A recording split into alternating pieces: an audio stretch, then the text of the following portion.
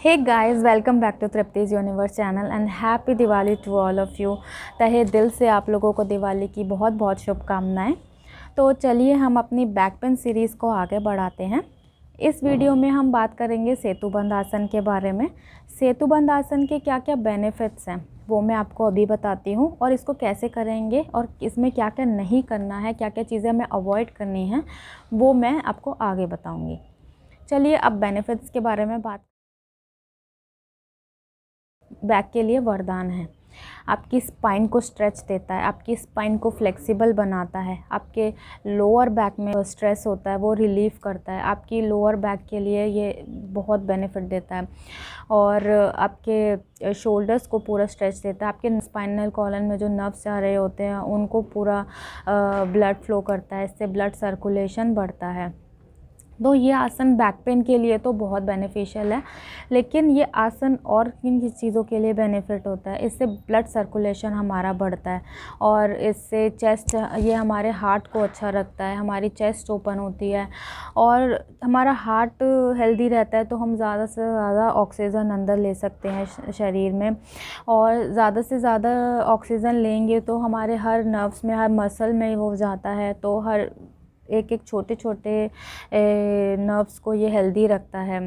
दूसरा, ये हमारे डाइजेस्टिव ऑर्गन को अच्छा रखता है, इससे डाइजेस्टिव ऑर्गन को अच्छा मसाज मिलता है। इंटरनल ऑर्गन हेल्दी रहते हैं, इंटरनल ऑर्गन को स्ट्रेच मिलता है, तो उसमें स्टमक प्रॉब्लम्स भी काफ़ी हद तक हमारी सॉल्व हो जाती हैं।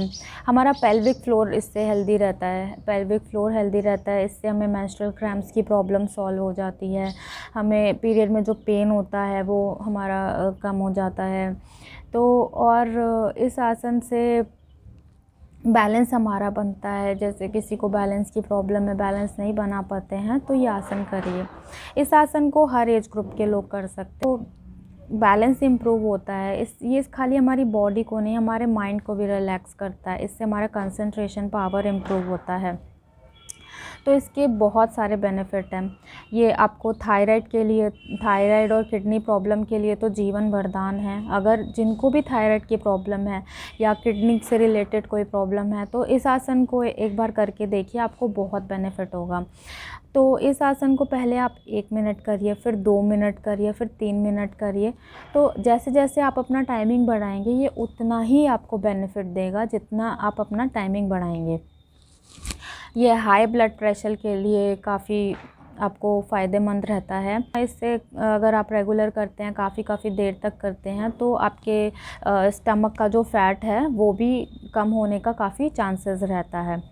तो ये सब तो थे इसके बेनिफिट।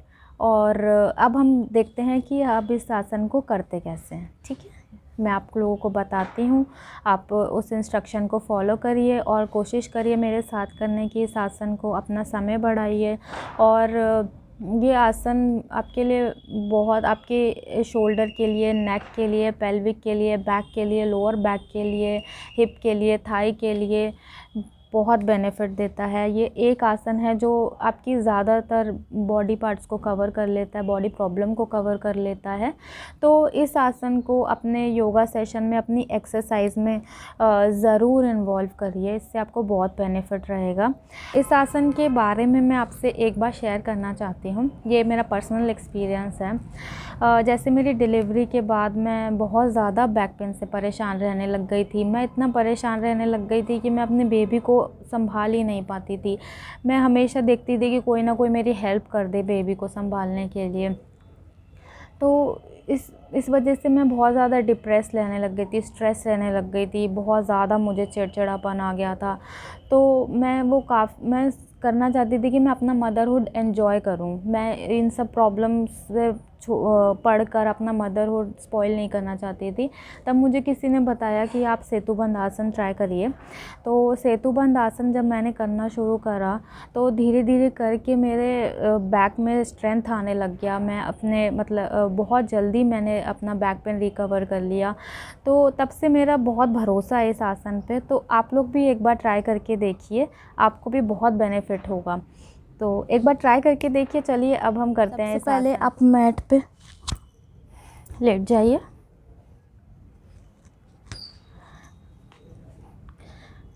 लेटने के बाद आप अपने पैरों को फोल्ड कर लीजिए।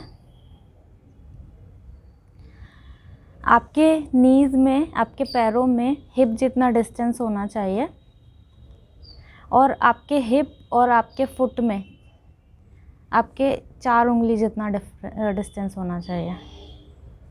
ठीक है।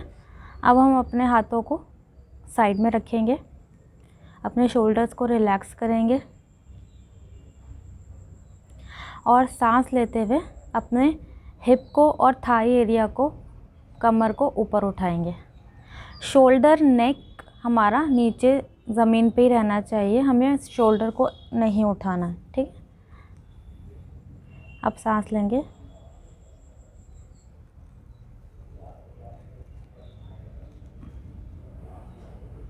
सांस लेते हुए हमने अपना कमर, हिप और थाई को ऊपर उठाया है और हमारा जो शोल्डर और नेक है वो ज़मीन पे ही रहेगा, उसको नहीं उठाना है, वरना हमारे शोल्डर में और नेक में बहुत प्रॉब्लम आएगी।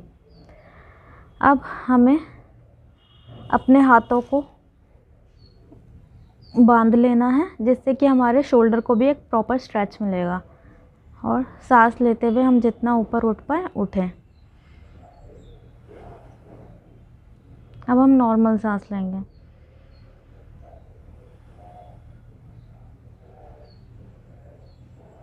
यहाँ पे हम इस तरीके से भी सांस ले सकते हैं कि सांस लेते हुए अपना पेट फुलाएंगे और सांस छोड़ते हुए अपने पेट को अंदर कर लेंगे।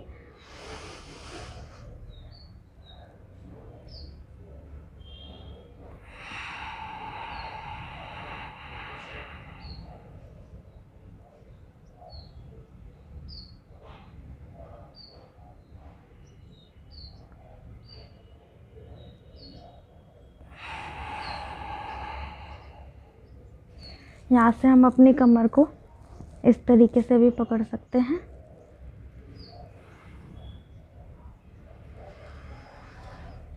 सांस लेते हुए मैंने पेट फुलाया, अब सांस छोड़ते हुए मैं भ्रामरी करूँगी।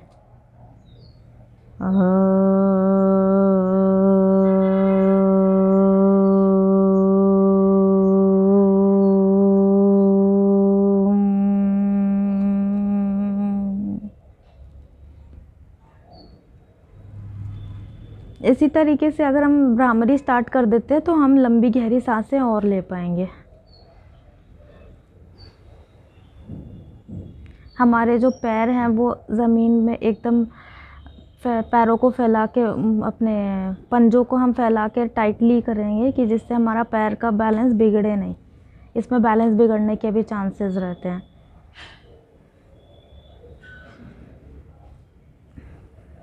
अब धीरे धीरे करके हम वापस आएंगे सांस छोड़ते हुए।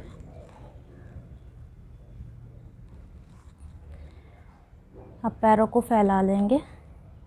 अब अगर इस आसन को करते हुए कहीं भी हमारे शरीर में स्ट्रेस आया होगा, शोल्डर पे या बैक में, तो अब हम पवन मुक्त आसन करेंगे। उसके लिए काउंटर पोज में अपनी दोनों नीज़ को बेंड कर लीजिए। सांस लेते हुए दोनों नीज़ को बेंड कर लीजिए और सांस छोड़ते हुए नीज़ को टाइटली हग कर लेंगे।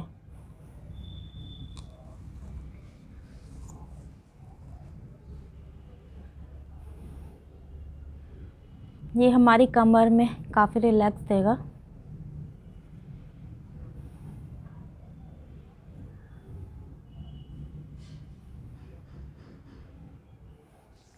अगर आप दोनों पैर से नहीं कर पा रहे हैं तो आप एक पैर से भी कर सकते हैं ये पवन मुक्त आसन। पहले एक पैर उठाइए, सांस लेते हुए हमें नीज़ बेंड करनी है और सांस छोड़ते हुए हमें अपनी नी को हग करना है।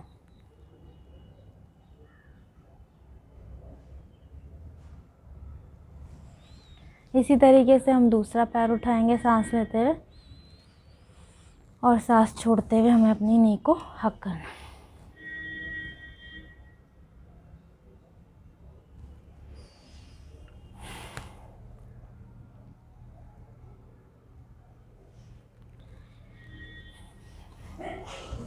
और हमें एकदम झटके से नहीं उठना है, जैसे हम सीधा एकदम उठ जाएंगे। हमें हमेशा लेफ़्ट में टर्न होके सपोर्ट लेके ऊपर की तरफ उठना है। तो ये था सेतुबंध आसन। इसको कैसे करें, इसको आप 1 मिनट से शुरू करिए, 2 मिनट तक, 3 मिनट तक ऐसे ले जाइए। अगर आप जैसे भ्रामरी करना शुरू कर देंगे ना इस आसन के साथ, तो आप इस आसन को लंबे समय तक के लिए कर सकते हैं। हमें क्या क्या नहीं करना चाहिए। अब जैसे कि हमारे हाथ तो हमारे हिप में और हमारे फुट में इतना बहुत ज़्यादा गैप नहीं होना चाहिए, सिर्फ 4 उंगली जितना गैप होना चाहिए, ठीक है। और जैसे हम सांस लेते हुए ऊपर उठते हैं, तो कई लोग ऐसे गर्दन पे स्ट्रेस देके शोल्डर भी उठा लेते हैं ज़्यादा उठने के चक्कर में, तो इससे हमारी गर्दन पे स्ट्रेस आता है, गर्दन पे।